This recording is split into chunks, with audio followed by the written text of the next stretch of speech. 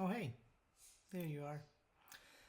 This is an essay for Sohan and Saheli that I wrote. They've read it, they've said, about what is the hardest thing you can possibly do. It's in response to the question, why do we have to do the following? Violin, piano, study math, go to school, any of those. We come unbidden into this life, and if we are lucky, we find a purpose beyond starvation, misery, and early death, which, lest we forget, is the common lot.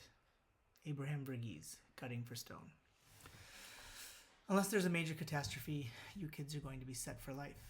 As long as your parents do not die a fiery death in a plane crash next year, you kids will have enough to live comfortably for much of your life.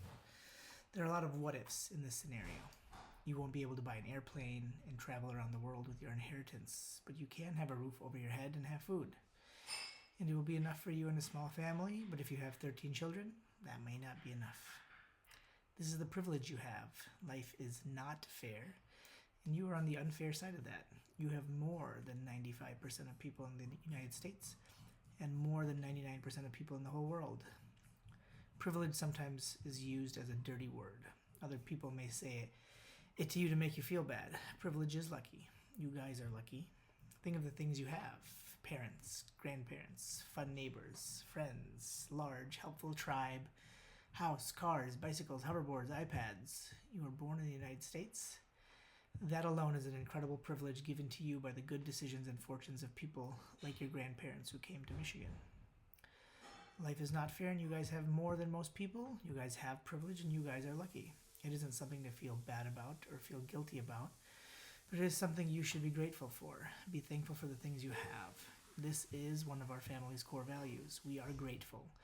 And it segues into one of our other core values, that we serve others. Since we are so blessed, we should make sure that we can share it when we can. This essay, however, is about a completely different core value that we have, and that is, we do good work. If you guys are going to be set for life, then what is your purpose in doing anything? Why do you do what you do? Or maybe think of it this way: why do you do the things that your mom and dad tell you to do? What are we, mom and dad, trying to achieve? If you have everything you need, then why even get a job? Why even go to school? Why do your homework? Why even practice your instrument? The answer is something that you'll need to figure out for yourself. But do you want to listen to what I think is the right answer? We get a job, we go to school, we practice our skills because we want to be better than what we are right now. We want to be the best version of ourselves. We practice to improve. We iterate to be better. We want to try to improve ourselves. We want to be stronger, smarter, faster, kinder. We want to get the next high score in Papa Shot because we can. Sometimes we look at other people who are better than us, stronger than us, smarter than us, and we realize that they also have some privileges. They're stronger, faster. They win the race because their privilege is that they have longer legs or genetically have more muscle. These people have more talent, and that is lucky. Good for them.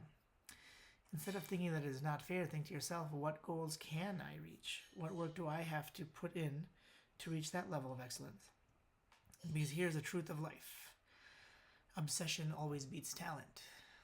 Working hard will always beat the person with talent and privilege. And when you can find the area where your talent and obsession intersect, the place where you are gifted above others and you put in the hard work, then guess what? You found the sweet spot, the magical place. Here you will achieve greatness. What is your superpower? So here's a story from the book Cutting for Stone by Abraham Verghese. It's one of my favorite books. Marion is a boy who was an orphan. His mom died during childbirth. His dad ran away because he gave in to his cowardice. He chose the hardest path because he could. He didn't choose the easy path. He didn't choose the fast path. He chose the path that was the hardest thing he could do, finding the path that God made possible in him. I chose the specialty of surgery because of Matron, that steady presence during my boyhood and adolescence. What is the hardest thing you can possibly do? She asked when I went to her for advice on the darkest day of the first half of my life. I squirmed. How easily Matron probed the gap between ambition and expediency. Why must I do what is hardest? Because, Marianne, you're an instrument of God. Don't leave the instrument sitting in its case, my son. Play. Leave no part of your instrument unexplored. Why settle for 3 blind mice when you can play the Gloria? But matron, I can't dream of playing Bach. I couldn't read music. No, Marion, she said, her gaze soft. No, not Bach's Gloria. Yours, your Gloria lives within you. The greatest sin is not finding it, ignoring what God made possible in you. Compare yourselves to the greats, not the weaks. When you meet someone amazing, strive to greatness like them. When you meet someone who is not meeting their potential, do not strive to their lack of ambition. Be inspired by others instead of dragged down by mediocrity. And of course, always remember that comparison is a thief of joy. We look up to our heroes to be inspired, not to be saddened by what we do not have. Remember that these individuals also have to strive for their God-given potential. And that is going to be different than your potential. So do not be sad by what you do not have, but be happy by what you can achieve. And this is also gratitude, and we are grateful.